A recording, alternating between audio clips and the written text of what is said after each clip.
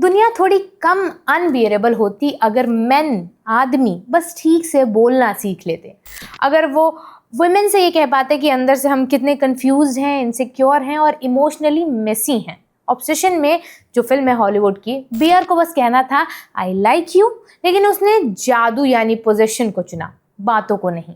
बंदर फिल्म में समर को बस कहना था आई एम नॉट इंटरेस्टेड, लेकिन उसने चुप रहना चुना, क्लैरिटी देना नहीं। और यही प्रॉब्लम है, आदमी बोलते बहुत हैं, लेकिन जहाँ सच बोलना ज़रूरी होती है वहाँ उनकी भाषा टूट जाती है, गायब हो जाती है, चुप हो जाते हैं, क्योंकि हमें कम्युनिकेशन नहीं परफॉर्मेंस सिखाई गई है।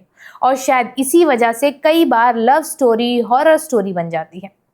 ऐसा कहने के पीछे क्या कारण है, उसके लिए आपको ये वीडियो देखनी होगी, या कहने के लिए कि नहीं मैडम आप गलत हैं। तो जल्दी से युवा को सब्सक्राइब कर लीजिए। मेरा नाम है अन्नू और आप देख रहे हैं मास्टर शो। ऐसा भी नहीं कि मर्दों को बात करना पसंद ही नहीं होता है। किसी भी पॉडकास्ट को खोल लीजिए, उसमें एक आदमी बोल रहा है और ये मिथ वहीं खत्म हो जाएगा। मर्द घंटों बोल सकते हैं, विराट कोहली मैच क्यों हारा, कायने वेस्ट की लेगेसी इतनी बड़ी क्यों है, अपने बॉडी वेट से डबल डेडलिफ्ट करने के लिए ग्रिप स्ट्रेंथ कितनी चाहिए, या नोलन की किसी फिल्म का एक पर्टिकुलर शॉट उनकी जिंदगी कैसे बदल गया। लेकिन यहाँ एक पैटर्न है, मर्द बात करते हैं, बहुत बात करते हैं, बस उस चीज़ पर नहीं जहाँ सच में बोलना ज़रूरी होता है। अपनी फीलिंग्स पर, अपनी डिज़ायर पर, अपने रिजेक्शन पर, और सबसे ज़्यादा औरतों के सामने अपनी इमोशनल ट्रुथ पर। क्योंकि मर्दों को मर्दों के बारे में बात करना बहुत पसंद है, कम से कम स्ट्रेट मैन को तो शायद ज़रूर। अमेरिकन फिलोसोफर मार्लेन फ्राई ने अपनी किताब द पॉलिटिक्स ऑफ रियलिटी में एक बहुत शार्प बात कही थी। उनका पॉइंट सिंपल था, स्ट्रेट मेल कल्चर में रिस्पेक्ट, एडमायरेशन, लॉयल्टी और इमोशनल एनर्जी अक्सर दूसरे आदमी के लिए रिजर्व रहती है। जिन लोगों को वो आइडलाइज करते हैं वो आदमी होते हैं, जिन जैसा बनना चाहते हैं वो भी आदमी होते हैं, जिनसे वैलिडेशन चाहिए होती है वो भी आदमी होते हैं। और औरतों से उन्हें अक्सर प्यार नहीं चाहिए होता है, डिवोशन चाहिए होता है, पार्टनरशिप नहीं सर्विस चाहिए होती है, इंटीमेसी नहीं एक्सेस चाहिए होता है।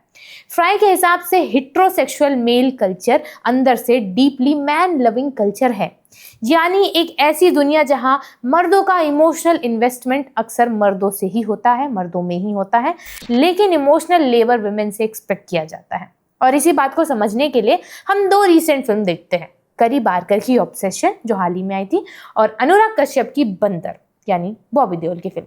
दोनों अलग अलग फिल्म्स हैं, अलग अलग वर्ल्ड है, अलग टोन है, लेकिन दोनों के बीच में एक इनविजिबल थ्रेड है, दोनों आदमी बोल सकते हैं, बस सच नहीं बोल सकते हैं। ऑब्सेशन में बियर है, वो निकी को पसंद करता है, इतना पसंद करता है कि अपने दोस्तों के साथ घंटों प्रैक्टिस करता है कि उसे अपने प्यार का इजहार कैसे करना है।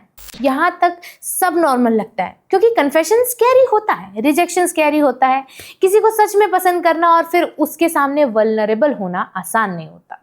लेकिन प्रॉब्लम तब शुरू होती है जब एक्चुअल मोमेंट आता है। निकी खुद उससे सीधा पूछती है क्या वो उसे पसंद करता है।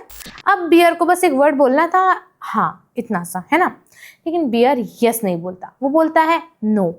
और इस नो के कुछ सेकंड बाद वो एक मैजिक स्टिक यानी वन विश वेलो तोड़ देता है, ताकि निकी दुनिया में सबसे ज्यादा उसी से प्यार करने लगे।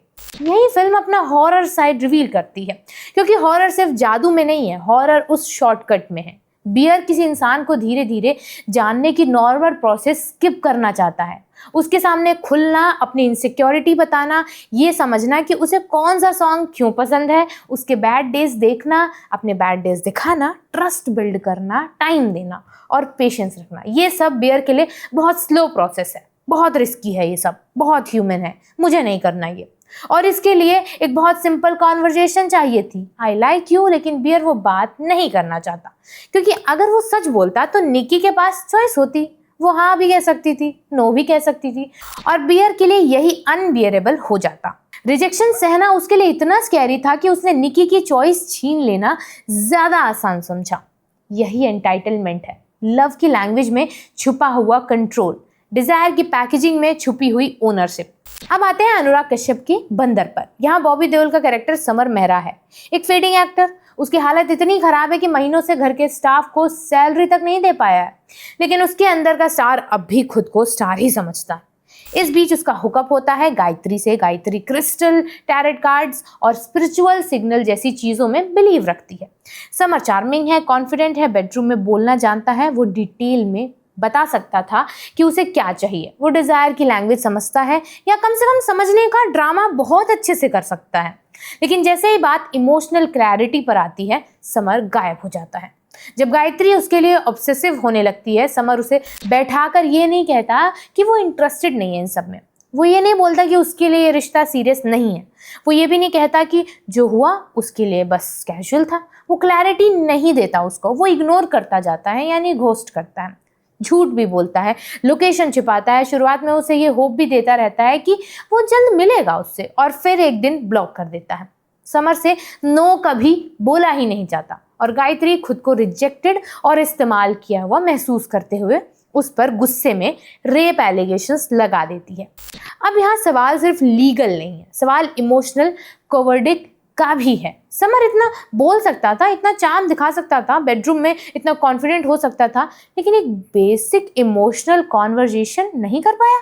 वो कह सकता था आई एम नॉट इंटरेस्टेड, बस इतना, लेकिन उसने चुप रहना चुना। और साइलेंस कभी न्यूट्रल नहीं होता है। कई बार साइलेंस भी डैमेज करता है, कई बार साइलेंस भी किसी को फॉल्स होप देता है, कई बार साइलेंस भी किसी को तोड़ देता है। ऑब्सेशन में बियर का यस नहीं निकलता, बंदर में समर का नो नहीं निकलता, और यही हमारी कहानी का सेंटर है। दोनों आदमी बोल सकते हैं, लेकिन दोनों इमोशनल ट्रुथ नहीं बोल सकते। एक आदमी डिजायर कन्फेस नहीं कर पाता, दूसरा आदमी बाउंड्री कम्युनिकेट नहीं कर पाता।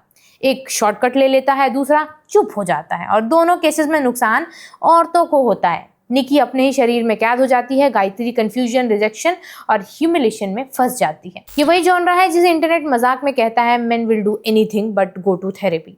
फाइट क्लब हो, बैटमैन हो, स्टार वॉर्स हो, या दोनों फिल्म्स, ये कहानियां अलग हैं, लेकिन पैटर्न इसमें सेम है।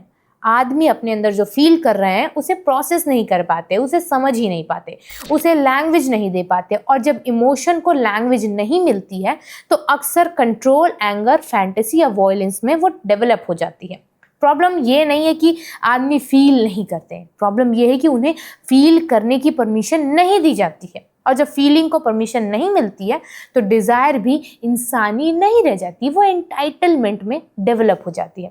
बियर की प्रॉब्लम सिर्फ एक फिक्शनल हॉरर प्रॉब्लम नहीं है, ये हमारे आसपास रोज दिखाई देती है। इंस्टाग्राम डीएम में, डेटिंग एप्स पर, रैंडम कमेंट में, जहाँ कई आदमी कॉन्वर्जेशन नहीं चाहते, कनेक्शन भी नहीं चाहते, वो बस एक्सेस चाहते हैं। उनके लिए फ्लर्टिंग का मतलब क्यूरियोसिटी नहीं है, इंटीमेसी का मतलब पेशेंस भी नहीं है, सेक्स का मतलब म्यूचुअल डिजायर भी नहीं है। उनके लिए पॉइंट यही है, घुमा फिराकर बात क्यों करें, और पॉइंट क्या है, बिना रिस्पेक्ट वाला एक्सेस, बिना इमोशन वाला सेक्स, बिना कम्युनिकेशन वाली एंटाइटलमेंट, ऐसे कमरे में जहां स्टेल सिगरेट की स्मेल हो और कॉन्फिडेंस ज़्यादा हो लेकिन सेल्फ अवेयरनेस ज़ीरो हो।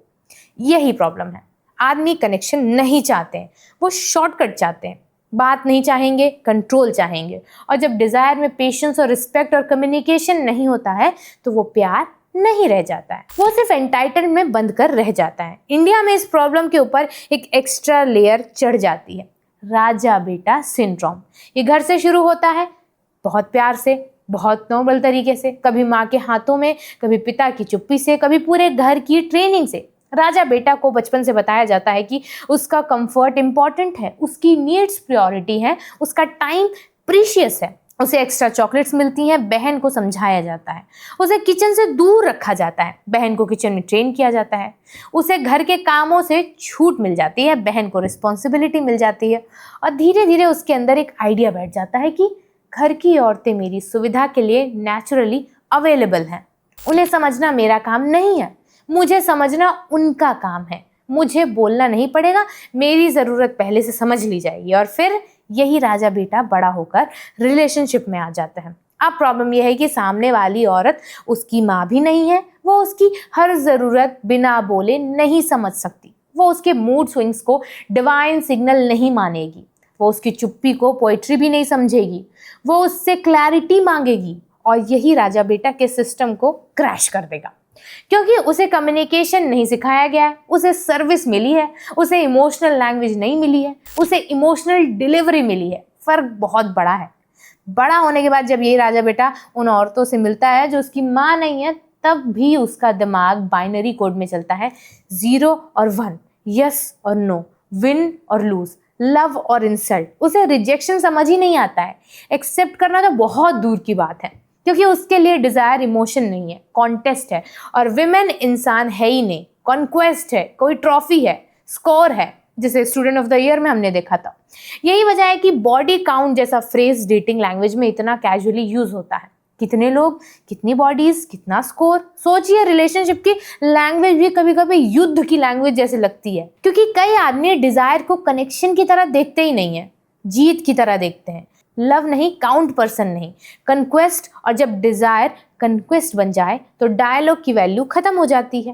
पेशेंस बेकार लगने लगता है, स्लोली किसी को जानना बोरिंग लगता है, बाउंड्री समझना अननेसेसरी लगता है, और नो सुनना इंसल्ट लगता है। इसीलिए ऑब्सेशन और बंदर दोनों अपने अपने तरीके से अनकंफर्टेबल फिल्में लगती हैं, क्योंकि ये हमें मॉन्स्टर नहीं दिखाती हैं, ये हमें नॉर्मल आदमी दिखाती है। ऐसे आदमी जो फनी हो सकते हैं, चार्मिंग हो सकते हैं, इनसिक्योर हो सकते हैं, लोनली हो सकते हैं, लेकिन फिर भी डेंजरस हो सकते हैं, क्योंकि डेंजर हमेशा लाउड नहीं होता है। कई बार डेंजर एक आदमी की इनएबिलिटी में छुपा होता है, उसकी इनएबिलिटी टू स्पीक, उसकी इनएबिलिटी टू हियर नो, उसकी इनएबिलिटी टू गिव नो, उसकी inability to sit with discomfort. Bear और समर दोनों को बस सिंपल इंग्लिश में बोलना था, I like you, I am not interested, नहीं बोला गया, बस इतनी ही प्रॉब्लम थी। लेकिन यही सिंपल बात हमारे रिलेशनशिप विद वुमेन को लेकर पूरा ब्रोकन सिस्टम एक्सपोज भी कर देती है।